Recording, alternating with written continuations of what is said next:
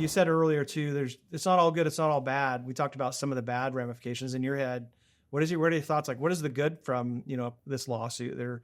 I'm sure there's some, and there's some negative that we talked about too, and some more that we haven't talked about, but any good from this that you think is good for the consumer or maybe just the industry? Consumers are going to be more empowered. They're going to have more control. There's going to be more transparency. That's fantastic. And that's fantastic for agents and lenders and everyone involved in the transaction too, because part of how we got here was a lack of transparency and feeling like this is the only option. I'm being pushed down this one route. I don't fully understand it. I don't fully get it. I don't even know if I want to do it this way, but I think this is how I have to do it. And if it, that lack of transparency has caused, obviously, people to be like, okay, I'm going to sue because I felt like I was wronged. I felt like I was misled. I'm going to sue. More transparency is great for the consumer. It's great for all of us. It's just going to create better relationships. I mean, if people feel better served, like if they're more content with and satisfied with the whole thing, right, the whole process, everything involved with it, you're going to get more referrals.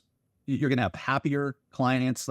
That's just great for everybody, rather than well, I think that was good, but I can't believe how much my agent made. Didn't seem like they did much. And then there's some resentment there. That happens a lot. I think you're 100% right there. For sure. And what's funny is, to defend the agents, great agents do so much shit that the clients shouldn't even know about it, right? There's so much crap that they dealt with behind the scenes that the client shouldn't feel it. And so that's good. But at the same time, if they don't know that you went to battle and you dealt with all this stuff, they're like, I think they just opened a few doors, wrote an offer, and then made $30,000. And there could be some resentment. Again, like we were talking about earlier, that's their perception and narrative. That's their perception. Know better. Yeah. Back to what you said. Okay, well, maybe we need to articulate better some of the things that they've just taken for granted. Yes, I've taken all of these bullets for you. I took all this stress off your plate you don't even know about. But again, if they don't know about it, they're just going to come up with the same conclusion that you said. Wow, they made way too much and did way too little. Right. You know what I mean? And you can't blame them if they don't know better. That's all they know. So it's our job. We've said it a few times today. It's our job to make sure that they do know that. They do know 1,000%. There's a lot of risk on your guys' part too that you guys take up front. For the consumers watching though, and we haven't really kind of explained the lawsuit. We did, the chocolate bar reference at the opening of the show. Can you explain to them in the simplest of terms? So essentially, you guys may have, if you bought a home, you may not even knew that there was commission already predetermined when you bought that home. It didn't come out of your pocket per se. It was actually in the price of the home. So can you kind of walk through that at the most basic level for consumers watching going, what is this about? Why are we changing things? Yeah. There's a lot of sellers that feel like they were forced to pay for a buyer's agent and didn't like that they felt they didn't have a choice. And I mean, the fact is it's always been negotiable. A seller could say, I don't want to pay a buyer's agent, or I only want to offer $1 or, whatever. They don't have to do everything, but they felt differently. And so a lot of this is frustration from sellers who feel like to sell their house, they shouldn't have to pay. If a buyer wants to have representation, they shouldn't have to pay for it. And I understand that. There's been a lot of, if you read some of the comment sections on some videos that talk about, these commission lawsuits, I had a video that I put out a couple of weeks ago that we're up to 1,000 comments now. And a lot of them are very anti-agent, agents are worthless. They don't do anything, or, they just screw people, blah, blah, blah.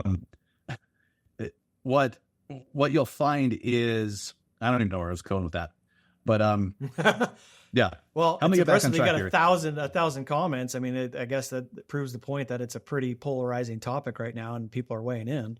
There's just so much misunderstanding, and so back to, for consumers, what these lawsuits are seeking to do, and what the Department of Justice is seeking to do is just remove, just separate the seller agent commission and buyer's agent commission.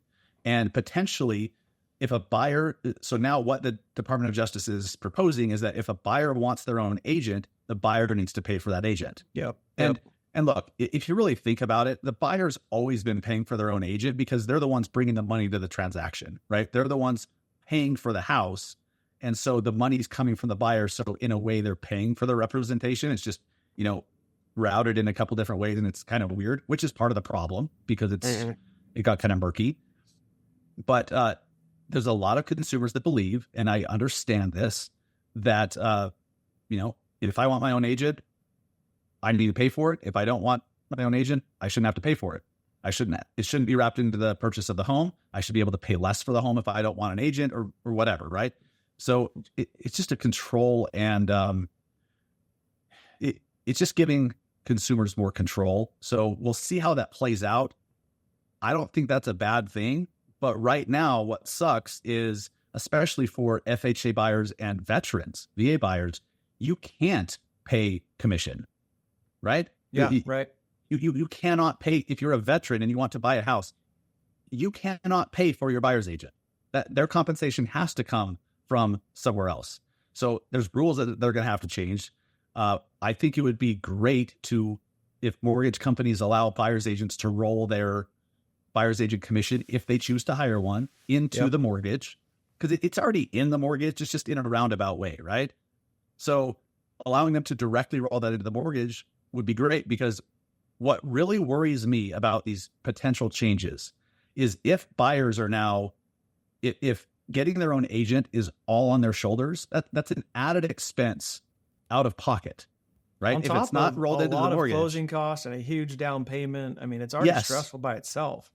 It's already down payment, closing costs, and now you're going to add inspection, out of pocket, appraisal. Yeah. Yes. And now out of pocket commission for your agent that used to just be part of the purchase wrapped into the mortgage.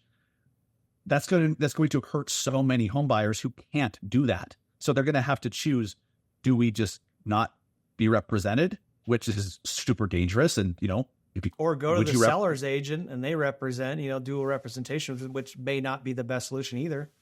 Exactly. Yeah. Do you want to get represented by the person representing the seller and, who's looking out for the seller? Just because it can be done that way doesn't mean it's a smart idea.